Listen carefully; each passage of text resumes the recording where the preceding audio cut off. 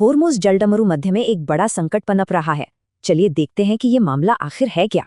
Middle east में tension बढ़ रही है और इसी के साथ एक बड़ा सवाल भी खड़ा हो रहा है। अगर ये संकट और बढ़ा तो कच्चा तेल $200 प्रति बैरल तक पहुंच सकता है। आइए समझते हैं कि क्यों इस एक समुद्री रास्ते पर पूरी दुनिया की अर्थव्यवस्था टिकी हुई है। तो सबसे पहले ये होर्मुज़ जलडमरू मध्य है क्या? असल में ये एक बहुत ही अहम समुद्री रास्ता है।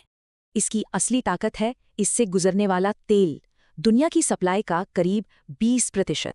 मतलब हर रोज करीब करीब 20 मिलियन बैरल तेल इसी छोटे से रास्ते से गुजरता है। तो सोचिए, अगर ये सप्लाई लाइन कट गई तो ग्लोबल इकोनॉमी पर इसका क्या असर पड़ेगा?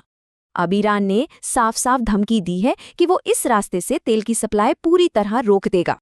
और ये बयान दिखाता है कि ईरान इसे एक आर्थिक हथियार की तरह इस्तेमाल करने को पूरी तरह तैयार है। अमेरिकी मिलिट्री का तो ये भी कहना है कि ईरान यहाँ समुद्री खादानें बिछाने की कोशिश कर रहा है।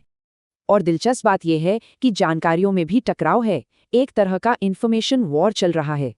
ये लड़ाई अब सिर्फ एक जगह तक ही सीमित नहीं रही, बल्कि कई देशों में फैल चुकी है।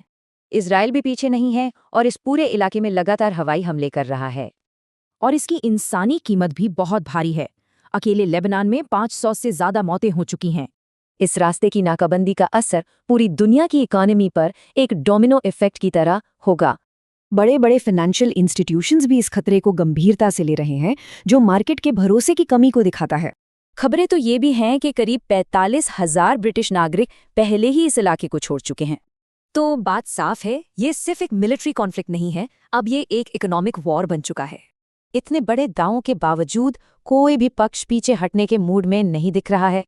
ऊपर से कड़े सैन्य बयानों और ईरान की सुप्रीम लीडर की सेहत की अफवाहों से टेंशन और बढ़ रही है।